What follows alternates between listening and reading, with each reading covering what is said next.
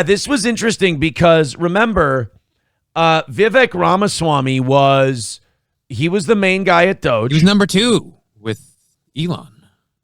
Yeah, it was him and Elon. They were going to run this thing.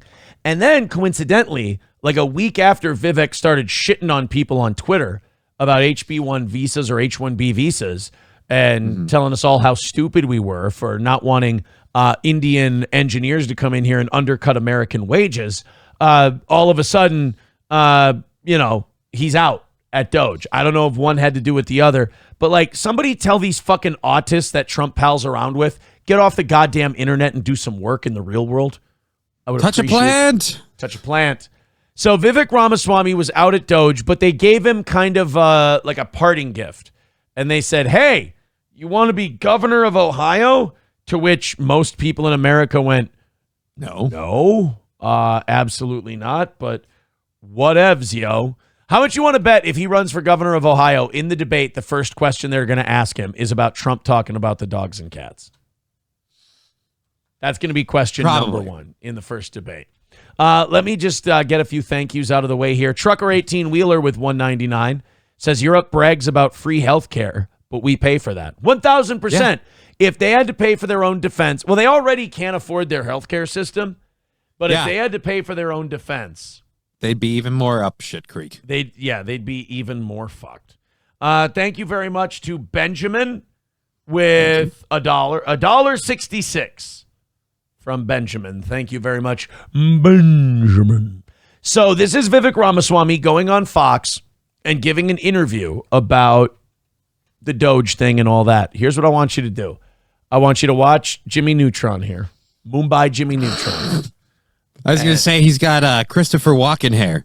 That freaking widow's peak mane. Like if you grew out yours. Yeah. Like I understand. Like, look, I think you guys in the chat, you don't realize how outnumbered you are when you make fun of my hairline. There's how many people have it? There's a lot of us. Right, which is why we can predict how it's going to go because we've seen this story before. So, Vivek Rama, you tell me if this guy is shooting us straight on the DOGE thing, or if he's being a good boy for Daddy Trump. So we're hearing you're leaving DOGE after like 3 Scaramucci's. What happened? Well, the reality is I'm pursuing. Okay, I'm not a big Jesse Waters guy, but that was funny. I miss the mooch. Remember when he tried to make that Italian dude, Anthony Scaramucci, his press secretary back in the day? Mm-hmm. And he went, hey, pee-pee poo-poo, what are you going to do? Hey. And then everyone was like, this guy's a fucking joke. And Trump's like, yeah, you got to get out of here. This was a mistake. You're gone. You're done. Yeah, I thought you were going to be like Guinea straight talk, and instead you just ended up being a fucking wop retard. Canoe. Yeah, we got to get you out of here. Hey, Donald, whoa, what are you doing, Pat? Shut up. Just pack your shit and leave. I got a hot blonde who wants to be the press secretary. She's great. Elected office very shortly. We'll have an announcement soon. But Jesse, things are off to a great start. I think President Trump has proven. Look at the actions that he took in that first week. I have a new group of people I hate. Calm down. This isn't going to affect you. Bottom jaw talkers. Like he juts out. You're not going to be able to not notice it now. He juts out the bottom half of his jaw when he speaks. Just when he speaks, and then it comes back. Yeah, it's like he speaks from the bottom of his jaw, and it's really Is annoying. that how he learned English when he got over? Well, wait a minute. Oh, my God, the Indian accent. I do have to kind of do bottom jaw speaking when I do the Indian accent. Oh, my goodness. So now you know your secret to your in for your Ramaswamy impersonation. Oh, my God. Well, sorry, Ramaswamy? Ramaswamy. I just love calling him Vivek because then he's the half-gold god of Morrowind. I fucking hate you. What's Dracula backwards? Alucard. Fuck. Thank you guys for hitting the goal today and showing us belief in us. I appreciate but that. Johnny's fired. Nothing to do with you guys or the goal or making it. Screw that nerd. We're sucking the life out of this show backwards. Call us Alucard. All right, let's go to Vivek on DOGE. Most pro-merit president I think we've had in a long time. And as for my vision grounded in constitutional law and the future of the country, I think it's best pursued through elected office. And I'm confident that they're going to succeed in slashing and burning that federal bureaucracy. So DOGE was awesome. Then I left Doge and I went, nah, it's better to do it as an elected official, you know? So I'm just going to, I don't know. This sounds like the reason came after the incident. Mm-hmm. You know? No, I think he's kissing booty. He's playing nice. He's kissing the ring. He got slapped because he was getting a little uppity, and now he's learned. You heard the reports, right? That people were starting to, inside the Trump camp, they were really starting to get tired of him. Mm-hmm. Like he was rubbing a lot of people the wrong way.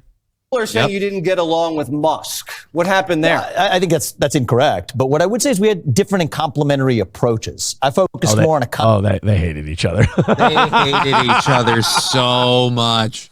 We had different but complementary approaches. I've watched enough politics to know they hated each other.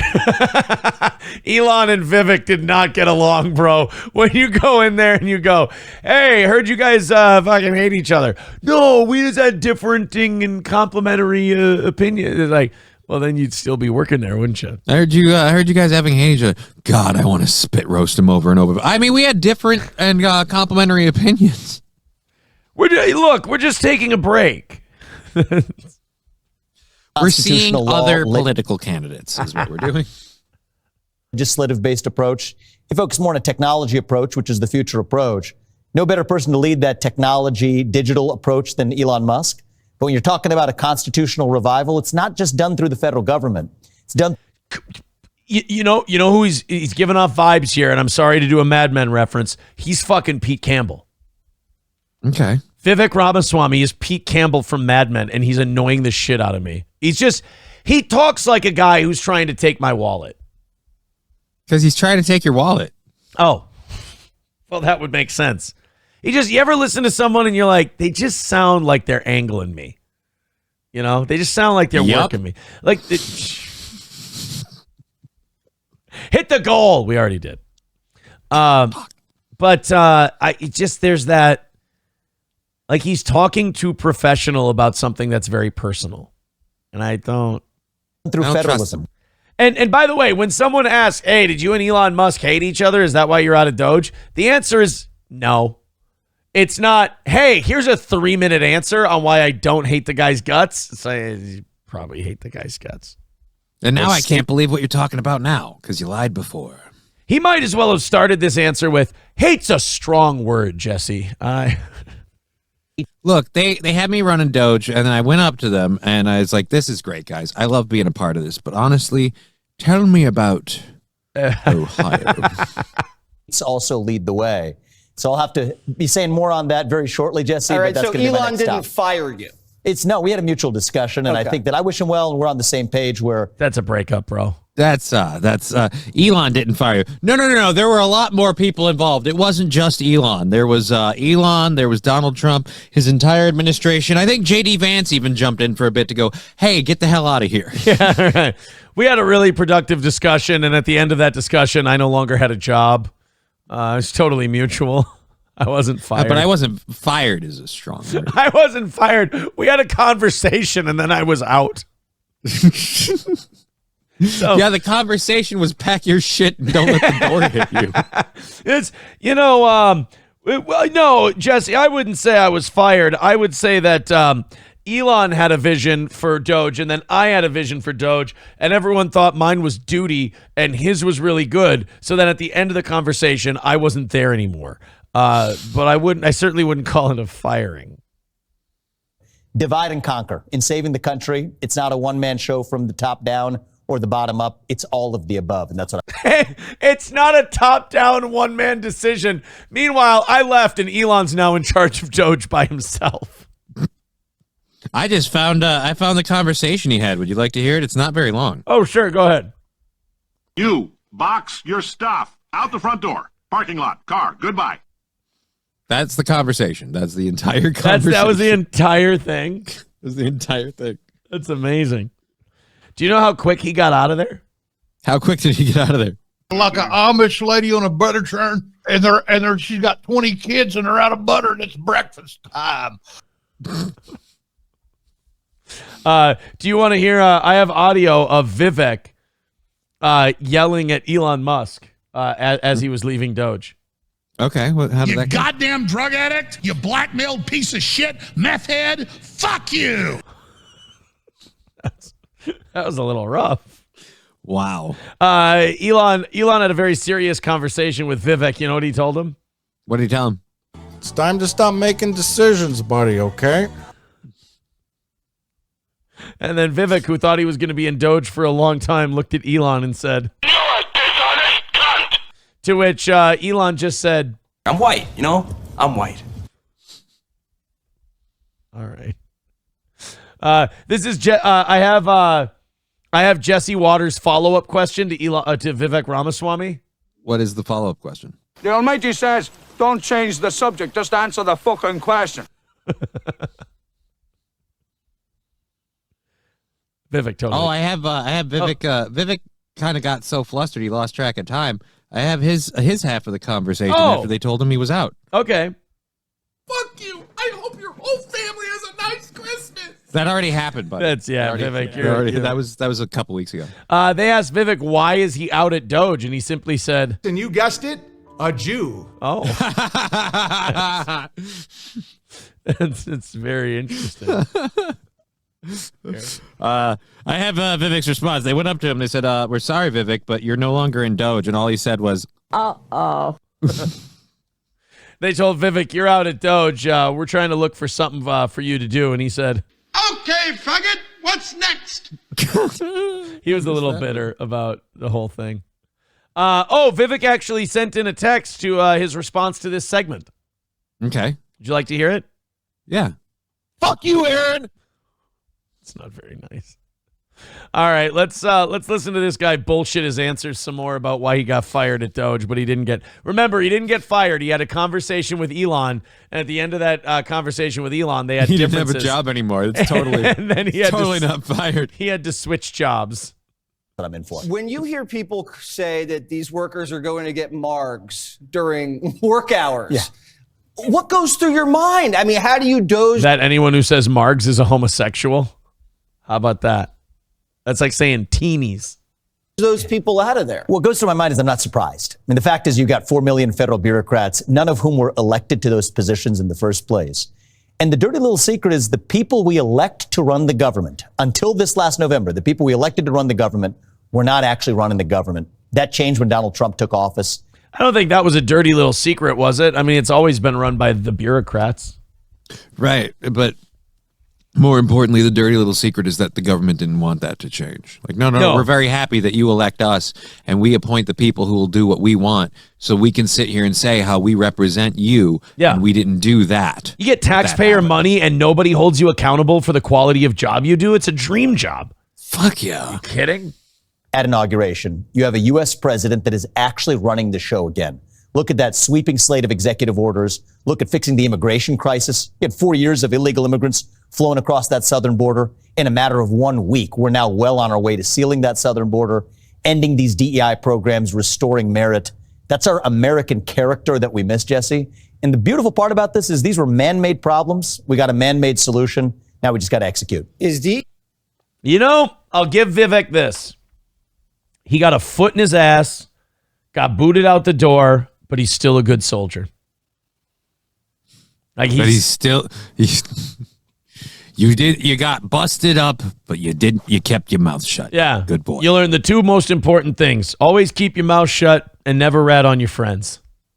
DEI dead because Al Sharpton, he's still in the trenches. Well, the funny thing about have you seen what Sharpton's doing, by the way? No. Sharpton's taking a bunch of black people and they're like marching into Costco.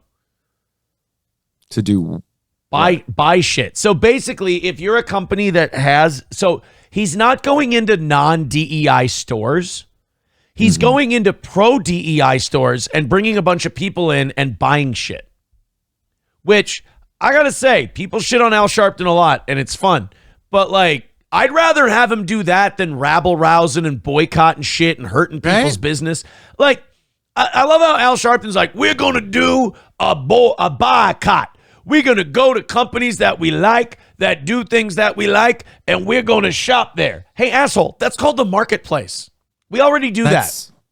That's called the what is it? The power of your dollar. Yeah. Like using it and exercising it to Voting. exercise your will point. Yeah, voting with your feet and your dollars. It's so funny to watch Al Sharpton go, I was 81 years old when I learned about capitalism. It's like, oh, that's good. I've got something that's really going to upset you. What's that? I'm going to go shop at places that I like. That literally nothing could bother me less than that. Yeah, I sure do have doing you. that already. I have you triggered now. It's like, no, you should absolutely go. Well, I mean, shop at the in place. terms of like I feel empathy for you because wow, that's got to suck. I mean, you've lived this long and you've just figured out how the marketplace works. There could have been so much. Like, look back, how much time? How could you have enjoyed it with all of that? Like, oof. I'm gonna go to Costco because they support DEI. Oh, that's cool, Al. I'll see you there. I go to Costco because I really like the store. All right, well, I'm going to bring a bunch of black people with me. All right, take it easy, you son of a bitch. Listen, I was supporting the first. Look, they're all paying, right? Can we do this in baby steps, please? Because I don't want to, shock the system, so to speak. Al, you had a good idea. Why are you trying to ruin it? Yeah, we use this word. Ironically, it doesn't even stand for its own principles. What, Pindia? Is that the word? There he is. There's Al Sharpton walking around in Costco. The name of diversity. I would like a $1 hot dog. Do you have that hot dog and Coca-Cola special? Oh, big spender over here. I brought everyone in for hot dogs. Sacrificed true diversity of thought. And in the name of inclusion, we've created this new culture of exclusion where certain points of view just... Dude, if Costco had any balls, they would make everyone wait and check everyone's card. They would make that line go around the building. And they would just go, hey, guys, rules are rules. And they would ID every card purchase. Welcome. That's un-American. It was neither diverse nor inclusive. And DEI and merit, you got to pick one. You can't have both. Either group quotas or merit. Dude, did you see that video of the guy getting pulled over and he told the male cop, he's like, I've got a gun in my holster. And the cop's like, well, can you step out of the car? I just want to disarm you because he ran a red light. And the guy's like, yep, sure, absolutely. I saw a female cop, gun drawn. I saw a female cop walk out of the car, and we were doing it on the show, and as soon as I saw the female cop, I went, she's going to be the one who shoots him in the leg. And she did. She went in, she went to disarm him, and you just hear bang, and he got shot right in the leg, and they had to treat him and everything else, and get ready for the lawsuit. And I'm just like, it's like people want to call you sexist, but it's like, okay, but what if I nail it? Right? Or like the LA fire chief who's like, well, when people question me, like, well, how are you going to carry my husband out of a fire? And I say, look, if you need me to carry your husband out of a fire, then he shouldn't have been there. What? Meritocracy. There's no middle ground. And I think one of the things, not just the Republican Party stands for, but you could see vast swaths of the American population stands for, is that we stand for merit over group quotas. That's the American way, and I think that's what made this country great. What's happened to the Democrats? I got to say this about Vivek Ramaswamy. He's nothing but platitudes, and I find him superiorly full of shit. Right? Because it's one of these things where, like, I know I was big on him in the beginning, but it's just, he's giving me the Gavin Newsom slimy feel. Yeah. No, I was it's just growing. He hasn't developed quite the slime coat that Newsom has. That's a much older lizard, but this one's... Yeah, I was just going to say, he gives me con man vibes. Right? You know?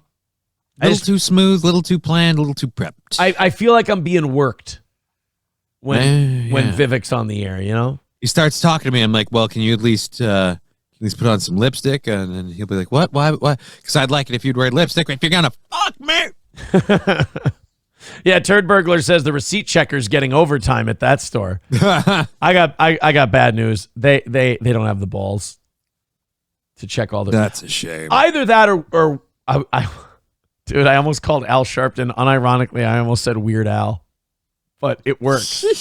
Weird Al Sharpton.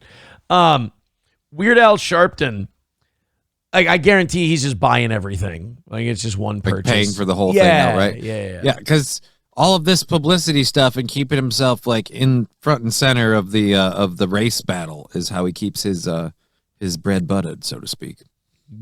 Baby, I'm going to butter your bread.